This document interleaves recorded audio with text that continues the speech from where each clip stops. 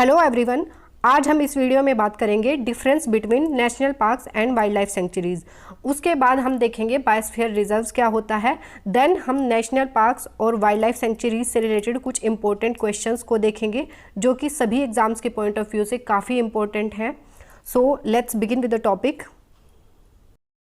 सबसे पहले देख लेते हैं डिफरेंस क्या होता है नेशनल पार्क्स और वाइल्ड लाइफ सेंचुरीज में। मैं सबसे पहले आपको बता दूं कि जो नेशनल पार्क्स होते हैं वो स्ट्रिक्टली रेस्ट्रिक्टेड एरियाज़ होते हैं और जो वाइल्ड लाइफ सेंचुरीज होती हैं वो लेस रेस्ट्रिक्टेड एरियाज़ होती हैं। National parks provides protection to both flora and फोना।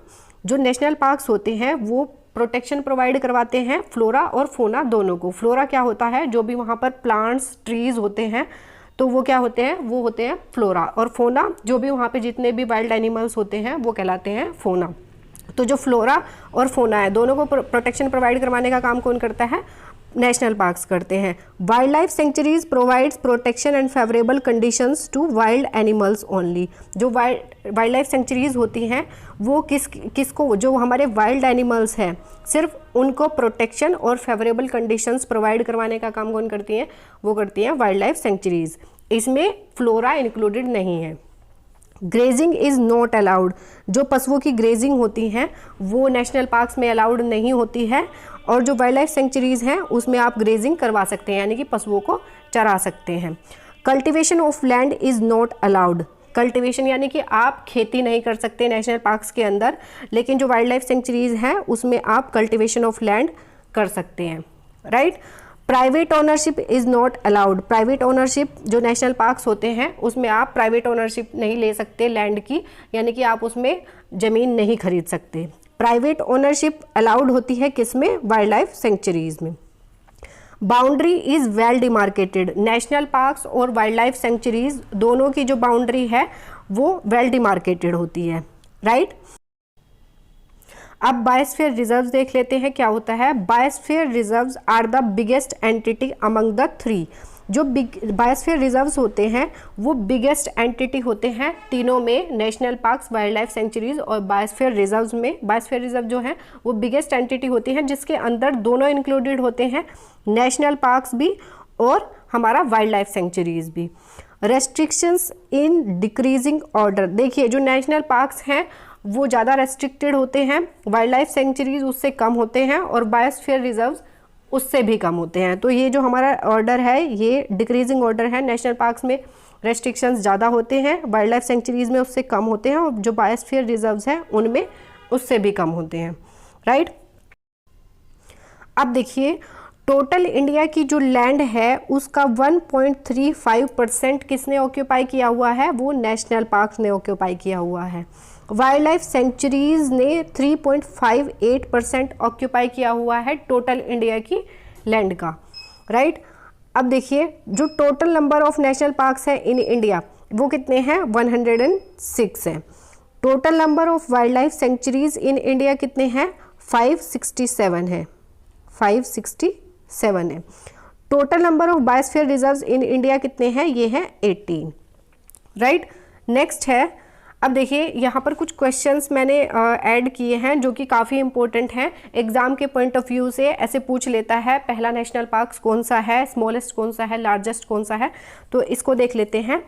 First national park in India कौन सा है, ये है हेली नेशनल पार्क। स्टैब्लिश कब हुआ था, 1936 में।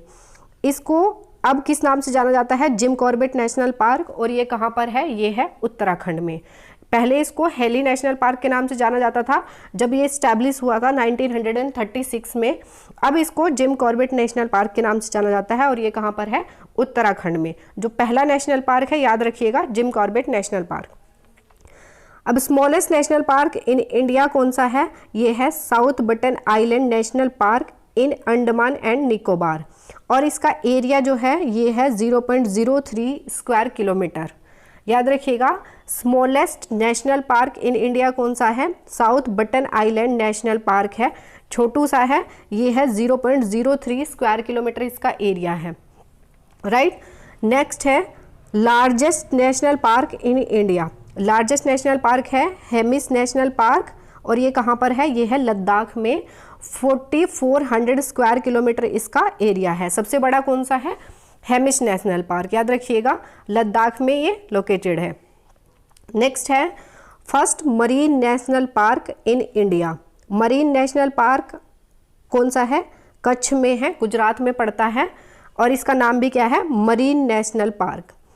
ठीक है, टोटल मरीन नेशनल पार्क कितने हैं इंडिया में, ये हैं 6। नेक्स्ट है state with largest number of national park. Largest number of national park कहाँ पर है, कौन से स्टेट में है, तो ये सभी को पता है, मध्य प्रदेश में है। और कितने हैं, 11 हैं। और जो अभी लेटेस्ट एडिशन हुआ है वो किसका हुआ है, कुनो नेशनल पार्क का। जो लेटेस्ट एडिशन हुआ है नेशनल पार्क का वो कौन सा है, वो है कुनो नेशनल पार्क। नेक्स्ट है floating national park in the world, ये वर्ल्ड का है। और ये कौन सा है, ये है केबुल लामजाओ नेशनल पार्क, और कहाँ पर लोकेटेड है, ये है मणिपुर में। ये तैरता हुआ, इसको तैरता हुआ नेशनल पार्क भी कहते हैं। फ्लोटिंग नेशनल पार्क कहाँ पर है, ये है मणिपुर में, केबुल लामजाओ नेशनल पार्क, याद रखेंगे। सो फ्रेंड्स, ये हमारा national parks, wildlife sanctuaries और बायोस्फीयर रिजर्व्स का इंट्रोडक्टरी पार्ट कंप्लीट हुआ। नेक्स्ट वीडियो में हम इंडिया के इम्पोर्टेंट नेशनल पार्क्स को कवर करेंगे। आपको ये वीडियो हेल्पफुल लगी है तो वीडियो को लाइक करें, चैनल को सब्सक्राइब करें और बेल आइकन को ज़रूर प्रेस करें ताकि नई वीडियो की अपडेट आपको टाइम टू टाइम मिलती रहे। Thank you.